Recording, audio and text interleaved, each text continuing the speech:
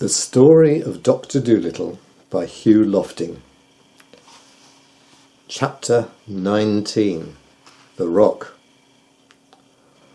Up they got, early next morning, out of the silken beds, and they saw that the sun was shining brightly and that the wind was blowing from the south. Jip smelt the south wind for half an hour. Then he came to the doctor, shaking his head. "I smell no snuff as yet," he said. "We must wait till the wind changes to the east." But even when the east wind came at 3 o'clock that afternoon, the dog couldn't catch the smell of snuff. The little boy was terribly disappointed and began to cry again, saying that no one seemed to be able to find his uncle for him. But all Jip said to the doctor was, "Tell him that when the wind changes to the west, I'll find his uncle even though he be in China, so long as he is still taking black rupee snuff." 3 days they had to wait before the west wind came. This was on a Friday morning, early, just as it was getting light. A fine rainy mist lay on the sea like a thin fog, and the wind was soft and warm and wet. As soon as Jip awoke, he ran upstairs and poked his nose in the air. Then he got most frightfully excited and rushed down again to wake the doctor up. There's a picture of Jip coming downstairs to wake the doctor up in his bed. "Doctor," he cried, "I've got it! Doctor! Doctor! Wake up! Listen, I've got it! The wind's from the west and it smells of nothing but snuff. Come upstairs and start the ship, quick!" So the doctor tumbled out of bed and went to the rudder to steer the ship. "Now, I'll go up front," said Jip, "and you watch my nose. Whichever way I point, you turn the ship that same way. The man cannot be far off, with a smell as strong as this, and the wind's all lovely and wet.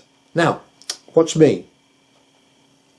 So all that morning, Jip stood in the front part of the ship, sniffing the wind and pointing the way for the doctor to steer, while all the animals and the little boy stood round with their eyes wide open, watching the dog in wonder.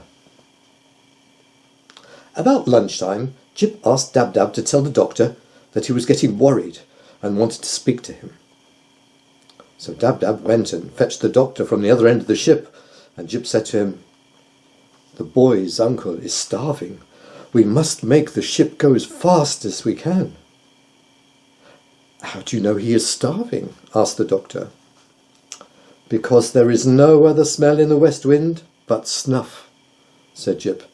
"If the man were cooking or eating food of any kind, I would be bound to smell it too. But he hasn't even fresh water to drink.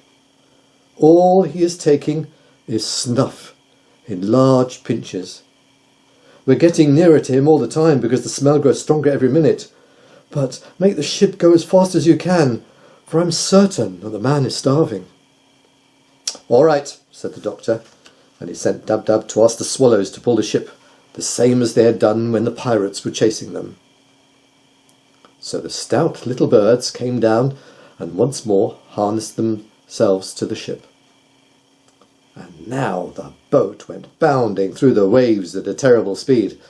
It went so fast that the fishes in the sea had to jump for their lives to get out of the way and not be run over. And all the animals got tremendously excited, and they gave up looking at Jip and turned to watch the sea in front, to spy out in the islands where the starving man might be.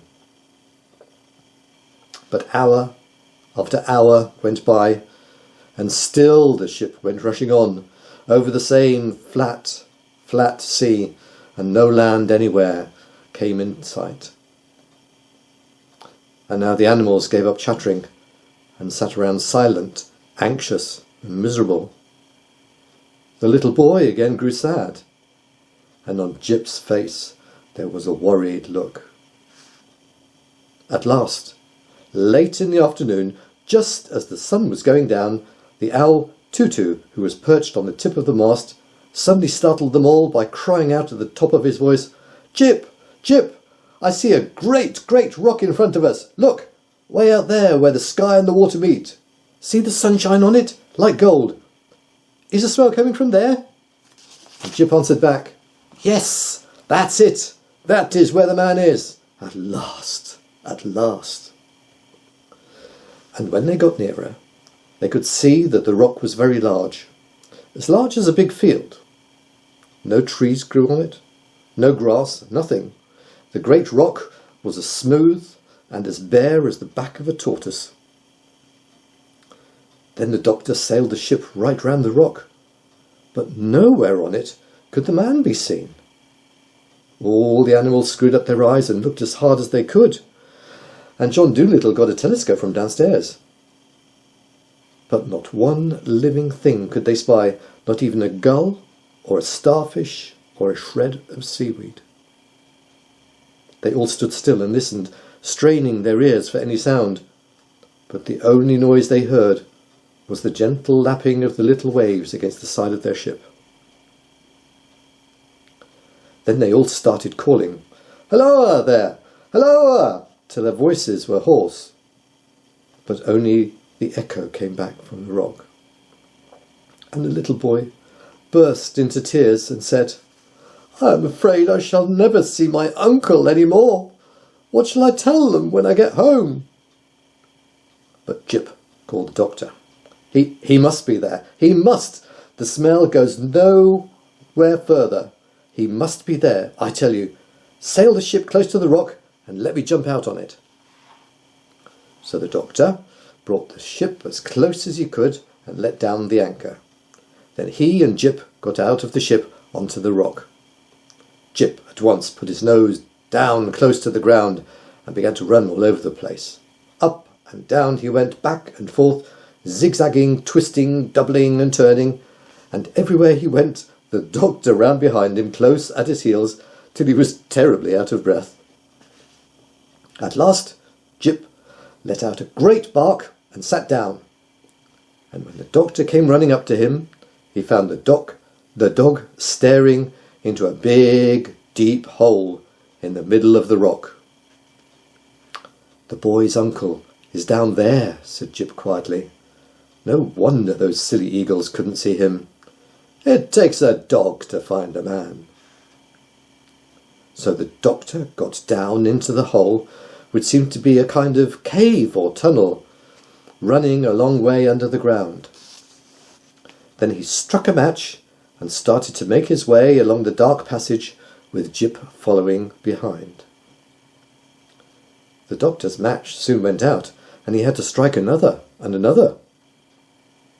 At last the passage came to an end, and the doctor found himself in a kind of tiny room with walls of rock. And there, in the middle of the room, his head resting on his arms, lay a man with very red hair, fast asleep. Jip went up and sniffed at something lying on the ground beside him. The doctor stooped and picked it up.